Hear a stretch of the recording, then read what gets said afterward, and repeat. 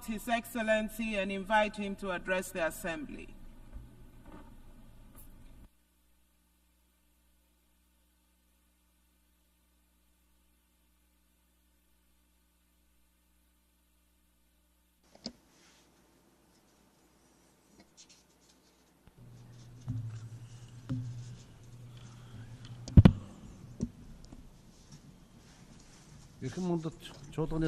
Mr. President, Mr. Secretary General, distinguished delegates, ladies and gentlemen. At the outset, I wish to extend my heartfelt congratulations to Your Excellency, Mr. Philemon Yang, President of the 79th session of the UNGA.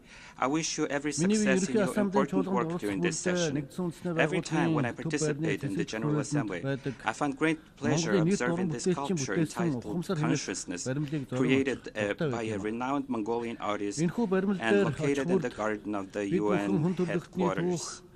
This sculpture inspires deep contemplation, reminding us of our responsibilities, awareness, and dignity in the context of humanity's history and our obligations to future generations. This profoundly meaningful work symbolizes the historic moment when countries around the world embraced the UN 2030 Agenda for Sustainable Development and the Paris Agreement on climate change. During my visit this year, the monument stood solemnly, as if urging us to reflect on the goals and commitments we have made for the future generations.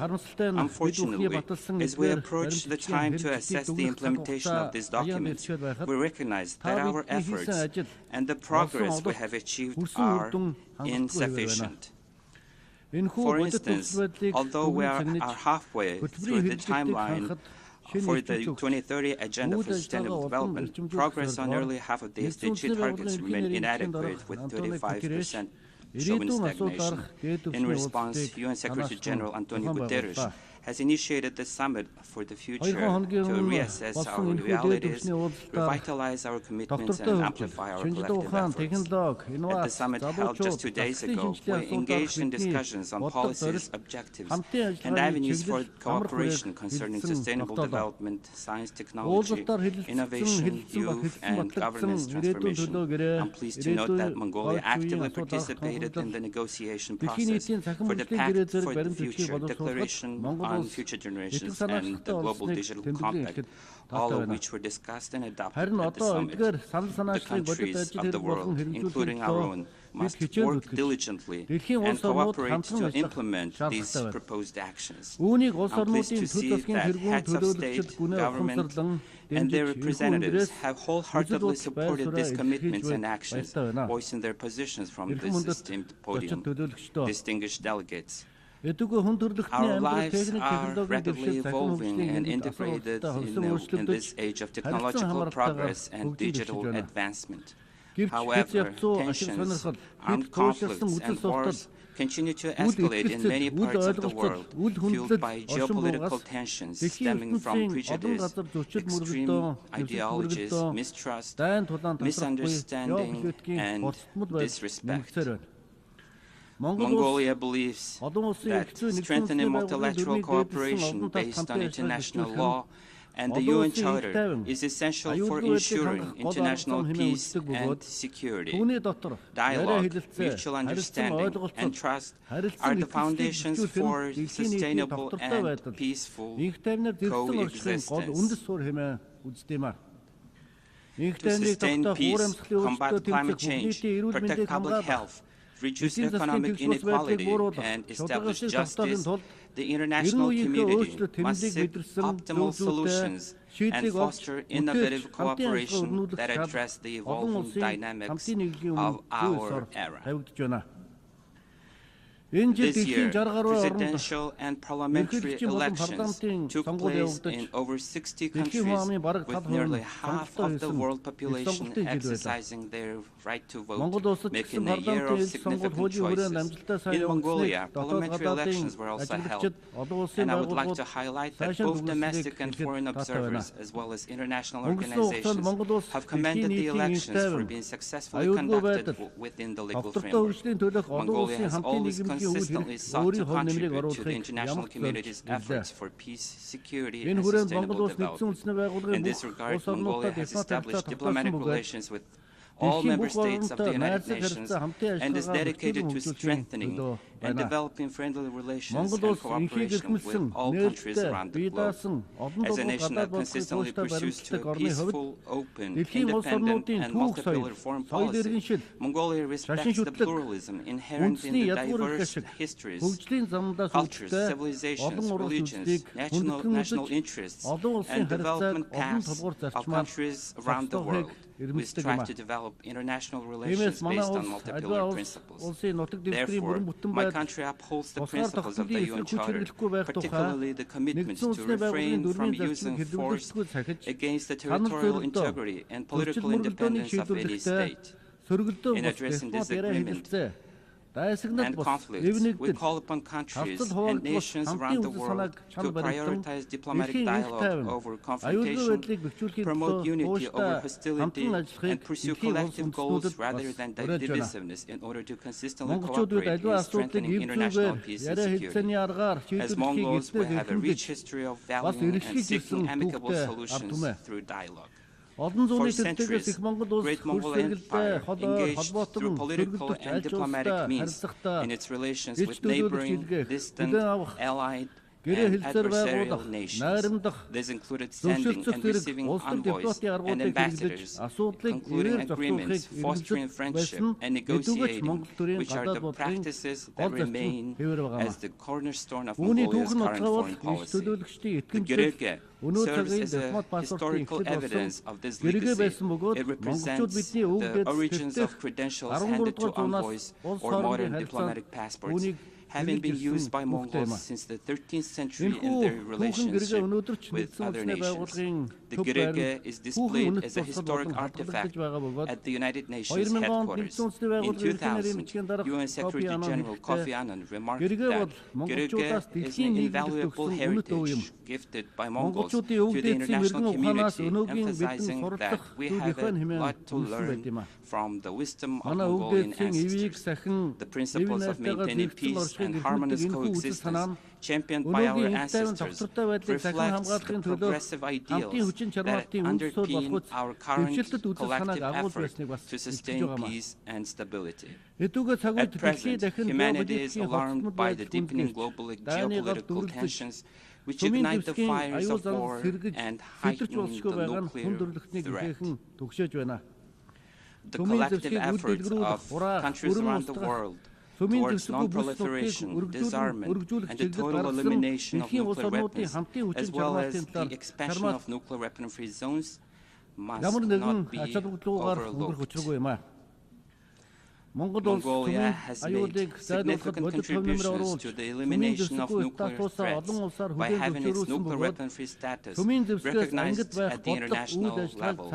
We reaffirm our commitment to continue pursuing and supporting nuclear weapon-free policies and initiatives. Mongolia calls upon all countries to collaborate in ensuring peace and stability, particularly in creating a world free from nuclear threats. We propose the convening of a special gathering on this issue within the framework of the United Nations. Mr. President, Mongolia deeply appreciates the role of UN peacekeepers, the Blue Helmets, who serve tirelessly and make significant contributions to international peace and security.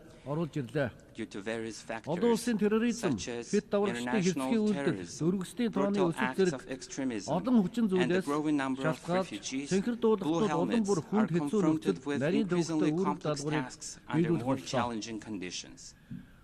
We must not forget that over 4,370 UN peacekeepers, including military, police, and civilian personnel, have lost their lives in the line of duty. Although Mongolia has a relatively small population, over the past 20 years, more than 20,000 peacekeepers have been deployed to hotspots around the world to contribute to peace and security of humanity.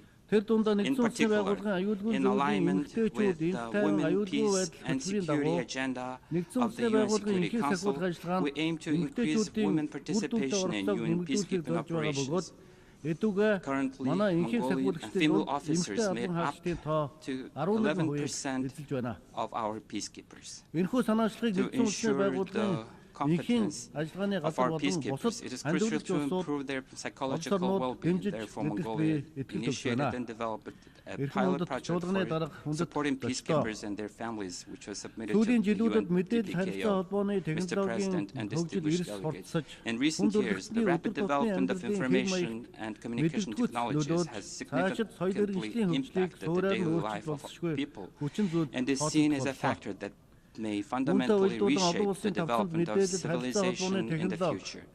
In line with these intensive discussions on information and communication technologies and artificial intelligence have arisen in the international fora, and the recently adopted Global Digital Compact is a timely and essential step. Our country aims to keep pace with the development of information technology, placing great importance on UN resolutions, documents, and other international legal frameworks related to this issue, and keenly participating in their discussions. In March of this year, the UN General Assembly adopted a resolution calling on member states to ensure the reliability and security of artificial intelligence for the first time, which is a significant step forward to accelerate the implementation of the Sustainable Development Goals. Countries around the world are focusing on policies that promote economic diversification, energy and digital transitions, reduce the negative impacts of climate change, enhance adaptive capacity, and increase access to essential social services, particularly in education and health, while also prioritizing employment and food security. On the other hand, global debt accumulation has reached unprecedented levels, with debt service payments in developing countries exceeding the amounts borrowed, further constraining the budgetary space needed to implement sustainable development goals. Mongolia fully supports the international community's efforts to not only ensure debt sustainability, but also fundamentally reform the international financial architecture under the initiative outlined in the UNSG's report, Our Common Agenda. Distinguished delegates, in the early years of the 21st century, ideological conflicts that divided the world became history. While traditional military threats receded and not traditional threats such as climate change, pandemics, terrorism, cybercrime, and refugees gained increasing attention. However, this situation has changed drastically in the recent years, with traditional threats resurfacing and negatively impacting international security and sustainable development. In other words, the overlap and expanding scope of traditional and non-traditional threats requires countries around the world to pay special attention and strengthen their collaborative efforts. In particular, global warming and climate change have transcended natural and economic boundaries, exacerbating sensitive social issues and disputes over resources and triggering migration that bring numerous direct and indirect dangers and risks. If this situation continues, humanity will face not just a choice between development or stagnation, but rather a choice between existence and non-existence. Therefore, we must carefully assess the situation and recognize the need for smart solutions based on the advancement of our era, as well as implementation of new technologies, and share good practices while collaborating to overcome challenges posed by climate change. As descendants of nomads, we Mongols have preserved and honored our unique cultural heritage and traditions to this day. The origin of our nomadic civilization is, in fact, the philosophy of green development, which emphasizes caring for and protecting nature while responsibly utilizing its benefits. This indicates that we have substantial traditional wisdom and initiatives regarding the future of green development, thus in line with the goals of the Sustainable Development, as well as Vision 2050 long-term development policy Mongolia has successfully been implementing national movements and programs such as Billion Trees, Food Security and Safety, Healthy Mongolia, and Digital Mongolia. These initiatives represent our contributions at both international and regional levels in achieving the Sustainable Development Goals. I'm also pleased to announce that Mongolia is actively working to implement the resolution adopted by the UNGA, declaring the 2026 as the International Year of Rangelands and Pastoralists. Furthermore, we are also preparing to host the 17th conference of the parties to the United Nations Convention to combat desertification in Ulaanbaatar in 2026.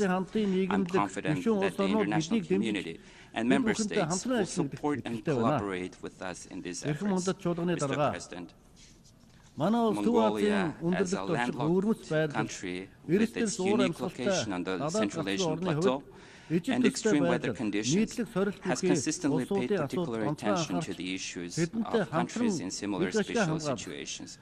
We have already collaborated with them to safeguard our interests and make tangible contributions to amplify our voices on the global stage. Mongolia and Austria co-chaired the preparatory committee for the third United Nations Conference on LLDCs for 2023-2024 and successfully facilitated discussions on the draft outcome document among member states. We're pleased that the draft of the action program to be adopted at the upcoming conference in Botswana next December includes innovative content outlining specific goals and measures to guide the development of LLDCs over the next decade. Therefore, we urge all LLDCs, transit countries, and all UN member states and development partners to engage at the highest level in the third conference on LLDCs and to contribute creatively to discussions for the successful implementation of the program of action. Mr. President, at the Fourth World Conference on Women, held in Beijing in 1995, it was proclaimed that women's rights are human rights and human rights are women's rights, setting forth the significant goals of eliminating barriers to gender equality on the global stage. We Mongols have a long-lasting culture and tradition of honoring and respecting women with a history of Mongol queens and women who played crucial roles in governance and social affairs throughout our nation's history. This rich traditional and cultural heritage have continued to evolve, positioning Mongolia as one of the leaders in promoting gender equality in Asia. In its first constitution, Mongolia became the first country in Asia to safeguard guarantee equal rights for women, including the rights to vote and to be elected. This year we celebrate the centennial anniversary of the establishment of the National Organization for Women, the Mongolian Women's Federation. As we approach this historic anniversary in 2023, we have implemented legal policy reform designed to enhance women participation in both social and political decision-making level. As a result, in the recent parliamentary election, 25.4% of elected members were women, exceeding the average rate of 21.2% in Asia. Moreover, in August this year, our country successfully hosted the World Women's Forum under the theme Towards a Green Future in Ulaanbaatar in collaboration with the United Nations. This forum brought together women leaders in government, from governments, international organizations, and influential representatives from diverse sectors, social, economic, and cultural, across 5 continents. They proposed numerous creative initiatives to enhance women's role and contributions toward achieving sustainable development goals, including economics, environment, climate change, food security, education, sports, culture, and the arts. I'm pleased to highlight that the Ulaanbaatar Declaration Towards a Sustainable Future was adopted as the forum's outcome document. Building on the momentum of the World Women's Forum, Mongolia will continue to actively promote gender equality and the empowerment of women. Mr. President, distinguished delegates, the General Assembly of the United Nations is the most important and honorable podium for amplifying the voice of ideas and aspirations for international peace and security, well-being, and development of humanity. Mongolia has consistently supported the efforts of member states to reform the UN Security Council into a more equitable, accessible, transparent, effective, democratic, and responsible system. We also strongly advocate for further strengthening the United Nations' central role and coordination in global affairs. Our country believes that any international challenges and misunderstandings should be addressed through mutual understanding, trust, respect, and dialogue, and resolved within the framework of international legal norms. Therefore, I call on you, heads of states, governments, and distinguished delegates, to demonstrate exceptional leadership and make meaningful contributions to strengthen trust, mutual respect, and cooperation among the nations of the world in the crucial pursuit of global peace, security, sustainable development, and the well-being of humanity. May the eternal blue sky bless us with peace throughout the world. Thank you very much for your attention. On behalf of the Assembly, I wish to thank the President of Mongolia.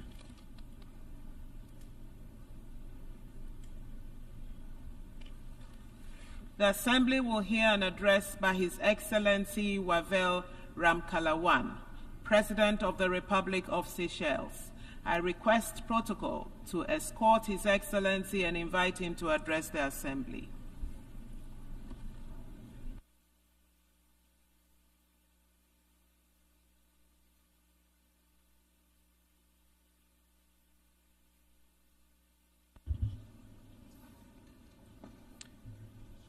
Mr. President, Excellencies, distinguished delegates, I would like first of all to extend my words of congratulations to Ambassador Yang on your election as President of the General Assembly for this 69th session. I wish also to thank Ambassador Francis for his diligent leadership during the 78th session. Mr. President, as the highest representatives of the peoples of the world, we meet every year in this institution, which promises to deliver peace, progress, and prosperity for all. We must be frank in our assessment of what we are doing for the people that we represent and their interests that we serve. For my people of the Seychelles, we must be critical of our approach to the challenges of today and plan for the challenges of tomorrow. The world is less secure than even just 1 year ago.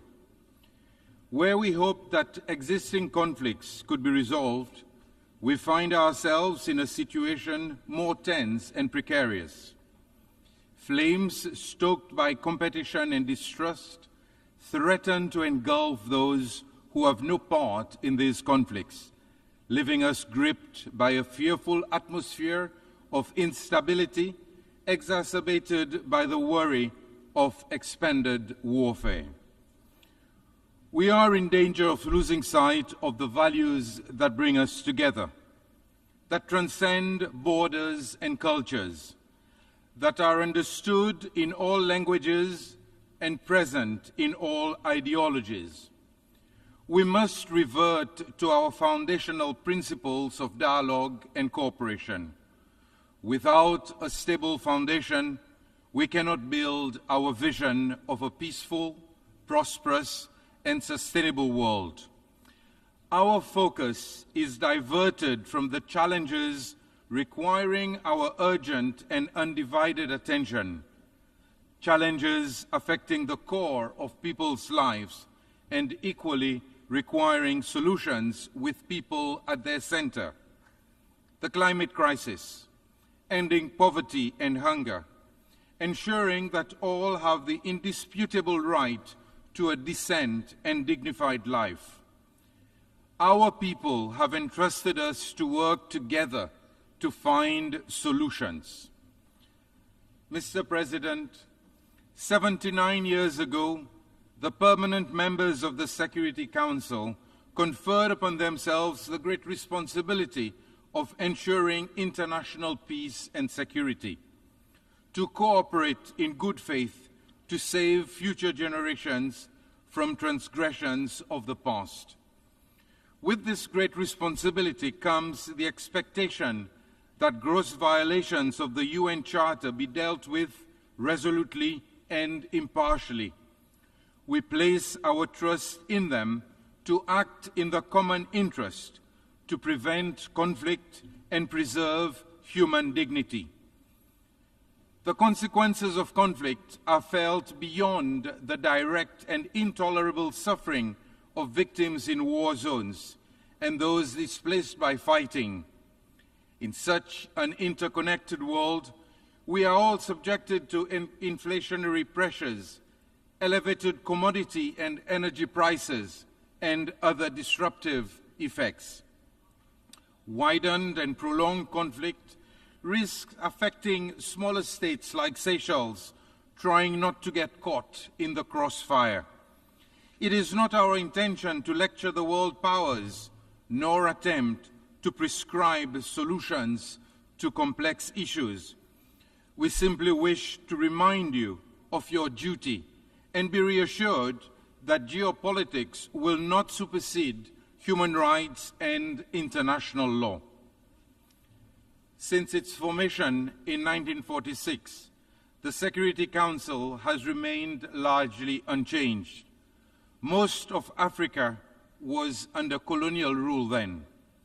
Seychelles joins the call for the UN and the Security Council to deliver the reform being appealed for by so many, with the objective not to hinder its work, but to bring inclusivity and perspective.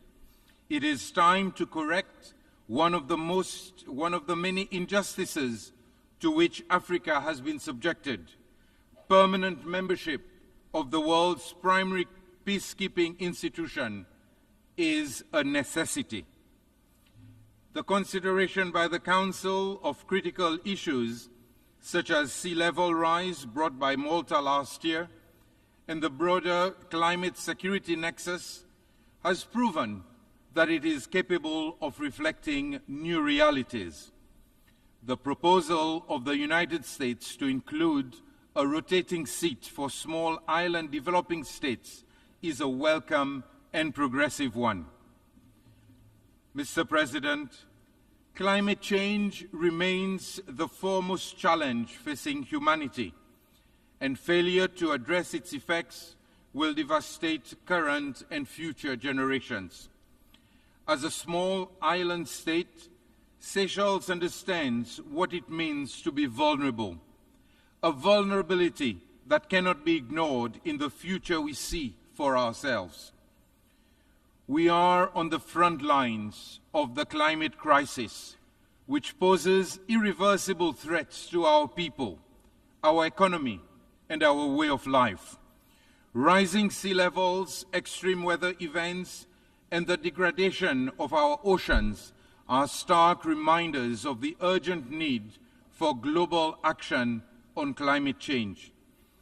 We have all made commitments, pledges, and promises to achieve large-scale reductions of emissions, to keep the goal of limiting global warming to 1.5 degrees, to boost adaptation, to deal with extreme weather disasters, and build resilience to address future impacts. But words are nothing without deeds, and we have to act urgently, in unity, to make the necessary transition to a more sustainable future.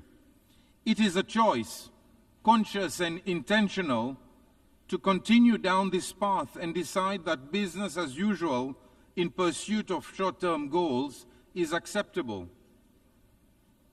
Mr. President, world military expenditure has increased for the 10th consecutive year, reaching $2.5 trillion in 2023. This makes even the highest estimates of the funds, $100 billion needed for loss and damage, seem modest and insignificant. This is a worrying reflection of the world's priorities. It is unfair for SIDS to suffer the consequences of these choices. We simply do not have the means to cope with the disastrous effects of climate change. Here I want to thank those who have contributed to the Loss and Damage Fund. The pledges made following COP28 should not be mere attempts to pacify us who have been calling for remediation. We hope to take it as a token of ongoing commitment and continued action given the expected rise in costs of dealing with climate change. As the Secretary General said yesterday, those who shoulder the blame should foot the bill. The international community cannot hope to advance sustainable development when some race ahead while others are left to struggle. No one should be left behind, lest we forsake future generations to a bleaker world. The obligations outlined in the Paris Agreement are the lifelines that give us a chance if all states did their utmost to adhere to them. Our reliance on fossil fuels is unsustainable and detrimental. We must accelerate energy transition towards renewables and mobilize investment in the technology and infrastructure to give us any prospect of real energy security. Seychelles' focus remains on nature-based solutions to combat climate change while ensuring economic sustainability and environmental preservation. Our blue bonds demonstrate the potential to harness capital markets for financing the sustainable use of marine resources. Mr. President, ambitious and innovative strategies of securing long-term economic development are futile without finance that is accessible and sustainable. The average debt to GDP ratio in SIDS exceeds 70%. It is crippling and impedes our development by diverting critical resources away from where they are most needed, in infrastructure, education, and healthcare. Our vulnerabilities have been expounded, yet our borrowing costs remain high. Instead of concessions, we are penalized for our vulnerability. It is time to move beyond discussion and implement real reforms in the international financial system to address the preclusion of some vulnerable countries, regardless of income status, from opportunities to meet development needs. We must also recognize the humanitarian consequences of economic policies. Our work in the multilateral system is undermined by unilateral coercive measures that are intended to leave economies crippled and governments unable to advance dignity for their own people. Mr. President, the multilateral system remains our best hope for addressing the challenges we face. As a small state, Seychelles believes in the United Nations, for we fear of a reality with no alternative. In a world more interconnected than ever, multilateralism is the network that links our shared values to achieve the vision that we have for our world, one that is defined by our common interests and not by our differences. We are here to solve problems, not exacerbate them, to listen and not to dismiss. We put our faith in this institution because we must prove to the world that we can work for it. But it is up to us to make it work. In 2023, we adopted the BBNJ agreement, and this year, Seychelles became the 4th state and the first in Africa to ratify it. We urge other countries to hasten its ratification so as not to delay its entry into force. This year's 4th SIDS conference in Antigua and Barbuda shone a timely light on the challenges that we face in a global economic landscape for which we are ill-equipped to navigate. The Antigua and Barbuda Agenda for Seeds provides the blueprint for action over the next decade, and we call on the international community to commit to its implementation. The MVI resolution adopted here last month also represents a triumph of the multilateral system to consider new approaches to complex and evolving issues. Its data and findings deliver the empirical grounding for what we know to be true, that a single-layered approach to development is no longer accurate nor adequate. A better understanding of precisely these multidimensional vulnerabilities will be crucial for the decisions that we take, and more importantly, those taken on our behalf. The Pact for the Future, just adopted, should rightly usher in a new era of engagement based on mutual interest and mutual respect. We must use it to bridge divisions between nations on critical issues of human rights, gender equality, and the rule of law.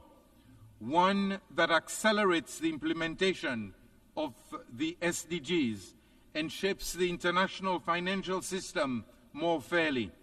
One that adapts responses to global crisis in a more coordinated way, and one that restores peace with a promise to preserving it in the future. For Seychelles, the Declaration on Future Generations should signal our commitment to safeguarding the rights of all people who will be born by the end of this century, most of whom in developing countries. People who should not be born into hardship. We must envision a world where survival is not a struggle, a world that ensures everyone's rights to prosperity. Basic rights should not be difficult to provide. Mr. President, I firmly believe that these are the foundations on which our cooperation and progress should be built, the things that our people need the most, and what should guide us to building a world that is more secure and sustainable. Let us strive to be the architects of a world where no one is left behind. I thank you. On behalf of the Assembly, I wish to thank the President of the Republic of Seychelles. The Assembly will hear an address by His Excellency Peter Pavel, President of the Czech Republic. I request protocol to escort His Excellency and invite him to address the Assembly.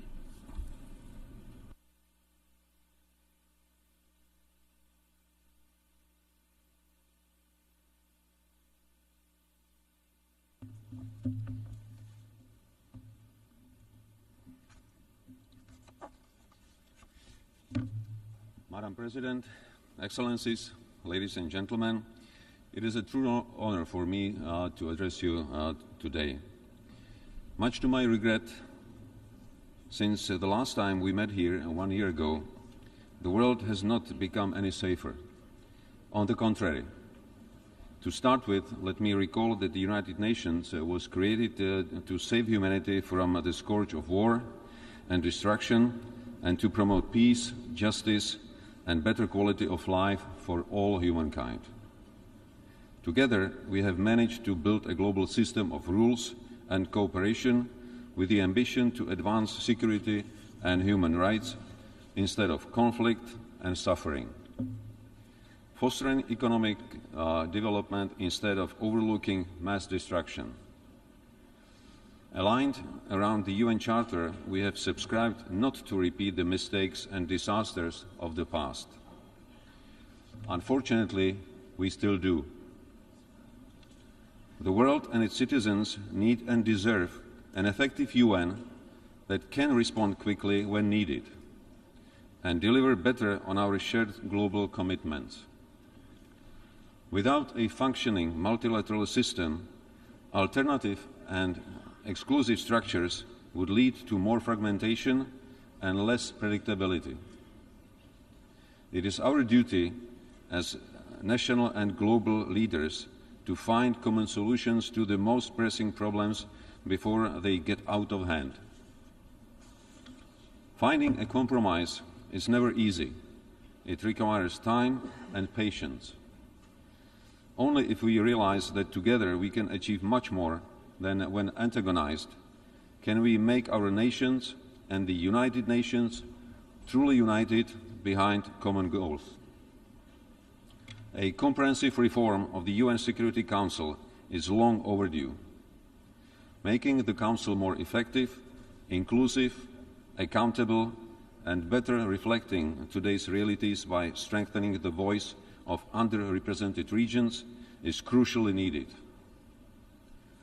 In the face of unjust and unprovoked Russian war against Ukraine, we must realize that Security Council membership is not a carte blanche. No one has the right to abuse power and bully other members of the international community without sanctions. Together, we must exercise more pressure on Russia to end its unjust and brutal war. The Peace Summit in Switzerland clearly confirmed that peace in Ukraine must be based on international law and principles of sovereignty and territorial integrity. The cynical nature of Russia's policy and its disinterest in genuine peace talks has global consequences. These include impairing nuclear safety, diminishing food and energy security, and damaging rules-based international order. Czechia calls on those who have not yet supported our common effort to evaluate the possibility of signing the joint declaration agreed at the Peace Summit in Switzerland. So far, many with the aspiration to become respected regional or global actors have remained silent. But respect cannot be forced. It can only be earned. Let us not forget that hesitation strengthens the aggressor. If you remain silent to injustice and aggression, soon there will be others waiting in line to see how far they can go in bending international rules as they please. Some of you might think that Russia's actions against Ukraine are just another regional conflict and both sides need to go halfway. But there is no such thing as just a regional conflict. Conflicts in one part of the world cause food insecurity and create refugee waves in others. With globalization, our security and prosperity starts way beyond our own borders. Being fully aware of that, Czechia is committed not only to security of Europe, but also in Middle East, Africa, and elsewhere.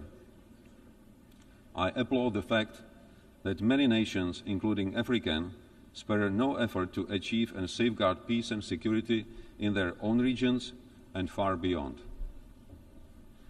Czechia will continue to engage with African countries and closely listen to their views and needs. I believe that despite political differences, together we can create mutually beneficial partnerships based on the principle of equality, mutual respect, and without any historical burden or future material demands. Africa is a continent with huge economic potential, which is waiting to be unlocked. We want to see Africa flourish, enhance its capabilities, and create opportunities and jobs for young people. The last topic I want to touch upon is cybersecurity and technology. With progressing digital transformation and our increasing reliance on advanced technology, the gravity and scale of cyber threats are increasing and respect no borders. Cyber espionage and attacks against our hospitals, media, infrastructure, national institutions and businesses aim to destabilize our democratic system, and undermine its principles. Just as offline, we cannot allow the cyberspace to become a lawless, criminal world. The agreed framework of responsible behavior of states in cyberspace should guide us in our effort to strive for a safer online world. The security of cyberspace will depend on the capacities and effort of all responsible states to enhance their own cyber capabilities. Czechia is taking its commitment to the protection of global cyberspace security very seriously. We will continue providing assistance to our partners in Africa, Asia, and South America so that together we can improve our resilience and to protect our citizens even better. Foreign interference and disinformation continue to present a challenge with a serious impact on democracy, security, and the rules-based international order.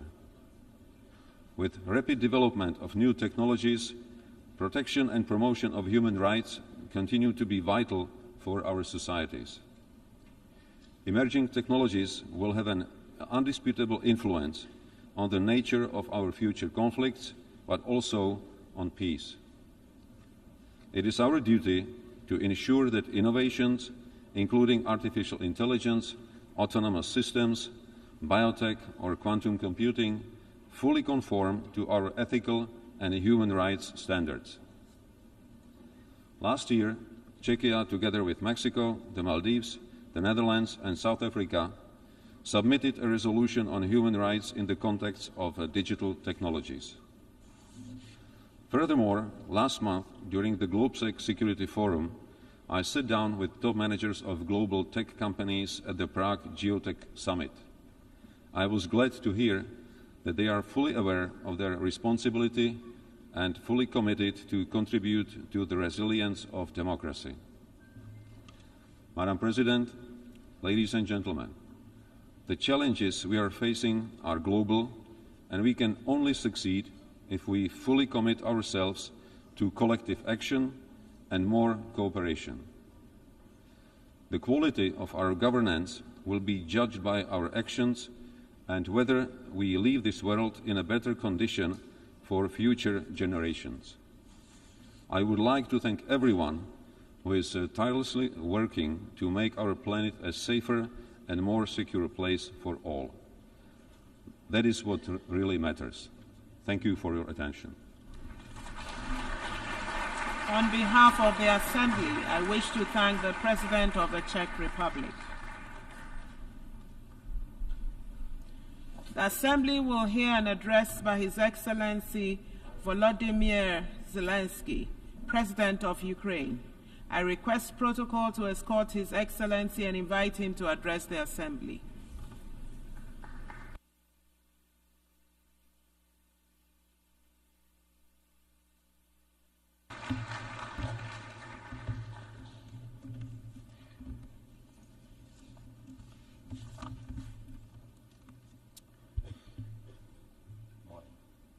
Thank you very much, dear leaders, your excellencies. Today I want to tell you about a day that has already passed and a day that must never come. On the night of March 4th, 2022, I received one of the most terrifying reports since the beginning of a full-scale Russian invasion against Ukraine. The report was about Russian tanks firing directly at the buildings of our Ukrainian nuclear power plant, the Zaporizhzhia nuclear power plant, the largest one in Europe, 6 nuclear reactors. The Russian army stormed this facility just as brutally as any other during this war, without thinking about the consequences, possibly disastrous. This was one of the most horrifying moments of the war, when no one could know how Russian strikes on the nuclear facility would end, and everyone in Ukraine was reminded of what Chernobyl means. Now, the Zaporizhzhia nuclear power plant remains occupied by Russian forces, unfortunately, and its at risk of a nuclear incident. This is the major source of radiation danger in Europe, possibly in the world. That's why, in the peace formula I presented, the first point is about nuclear safety. In Ukraine, we know exactly what we are dealing with. And I want to thank you, the General Assembly members, for adopting a resolution in July this year on the safety of nuclear facilities in Ukraine.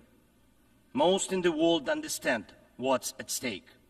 The General Assembly demanded that Russian return control of the Zaporizhzhia nuclear power plant to Ukraine. Only then real nuclear security will return to Europe and the world.